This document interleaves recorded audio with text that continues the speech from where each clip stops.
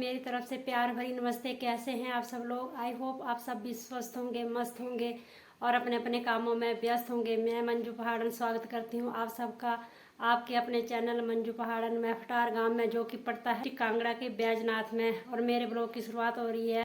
तो आज है हरियाणा व्रत। तो फिलहाल मैं तो नहीं करती हूँ, पर हमारे गांव की कुछ दीदी लोग करते हैं। तो उनमें से 2 दीदी लोग उसका उद्यापन कर रहे हैं, तो मैं भी वहाँ पर जाने वाली हूँ। बाकी के दीदी लोग तो जा चुके हैं, फिलहाल मैं ही बची हूँ, क्योंकि मैं ना आज गई थी हॉस्पिटल में।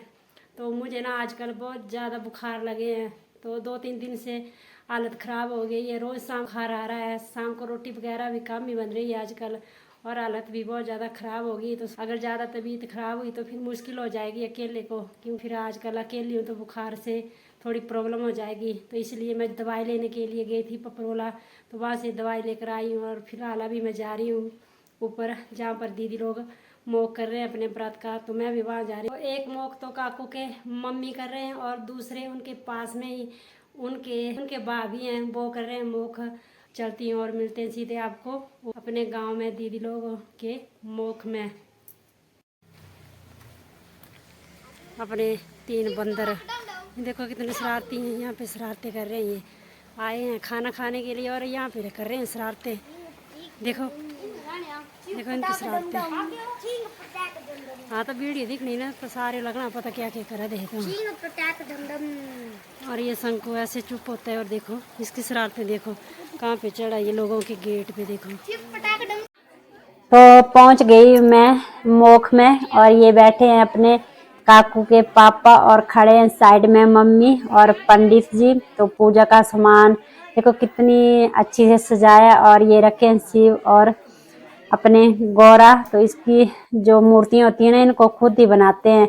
तो वैसे तो मुझे इस व्रत के बारे में ज़्यादा पता नहीं है, पर फिलहाल थोड़ा बहुत जो जानती हूँ वही बता रही हूँ मैं आप लोगों को। और ये दीदी लोग कर रहे हैं भजन कीर्तन, और बाकी कुछ दीदी लोग जा रहे हैं खाना खाने के लिए।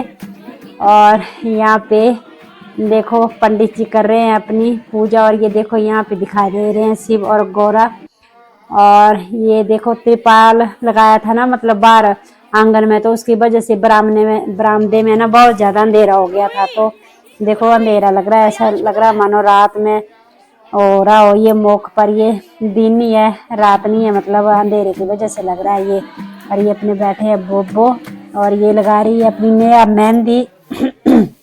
और हम जा रहे हैं अब दूसरी तरफ, और ये दूसरे दीदी जिन्होंने मोक किया है, और इन्होंने रखा है ये पूजा का सामान वगैरह। और इन्होंने ना मोक सुबह ही कर दिया था, तो थोड़ा बहुत फेरे बचे थे, तो वो ये रात को लेने वाले थे, और बाकी इन्होंने मोक दिन में सुबह ही कर दिया था जल्दी। और यहाँ पे खा रहे हैं सभी खाना, और देखो मंडप की तरह सजाया है इन्होंने। और ये अपने ममता, और ये देखो यहाँ पे ना मैंने वीडियो बनाई है, तो ये अंदर खाना वगैरह दे रहे थे, इनका नाम नहीं बता सकती हूँ मैं, पर तो कुछ लोगों को तो पहचान में आ गया होगा, पर कुछ लोगों को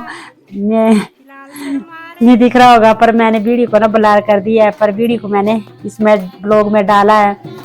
और ये गए हम दूसरी तरफ, तो मतलब दो मोक थे, तो हम कभी एक तरफ जा रहे थे, कभी दूसरी तरफ जा रहे थे। और अब ना मतलब काकू के घर के पास जो मतलब मोक था वहाँ पर गए थे, तो उनकी सास है ये, तो यहाँ पे बैठे हैं, और यहाँ पे हम भजन कीर्तन कर रहे हैं। और ये अपनी आरती, तो ये भी भजन करने के लिए बैठी थी। और ये मेरी चाची सास और बाकी के दीदी लोग, और यहाँ पे पानी वगैरह पिला रहे हैं सभी मेहमानों को। और ये देखो अंदर इन्होंने मंडप की तरह सजाया है, और ये देखो नीचे भी इन्होंने पूजा का सामान रखा है। और इनका लगभग पूजा हो ही गई थी, और थोड़े बहुत फेरे बचे थे। तो मतलब इसमें 108 फेरे देने होते हैं, तो इन्होंने 3 बार दिए थे थोड़े थोड़े करके। 108 फेरे देने में थोड़ी दिक्कत होती थी, इसलिए इन्होंने ना 3 बार दिए थे ये फेरे। और ये दिए देखो कितने झिलमिला रहे हैं, देखो कितने अच्छे लग रहे हैं। तो ये भी शायद 108 ही होते होंगे, मैंने गिने नहीं है, पर फिलहाल 108 ही थे शायद ये। और यहाँ पे काकू के मम्मी और पापा दे रहे हैं यहाँ पे फेरे, और ये आए अपने काकू भाई, और ये पैर छुएंगे यहाँ पे। तो यहाँ पे साइड में खड़े हो गए ना इनके वाइफ अपनी ममता, और ये साथ में खड़े हो गए, अब इनके पैर छुएंगे। और ये देखो सामने खड़े हो गए ये भी। और अभी बना रहे हैं हम रोटियां, तो हमारे गांव में ना सभी दीदी लोग इकट्ठा होके रोटियां बनाती हैं।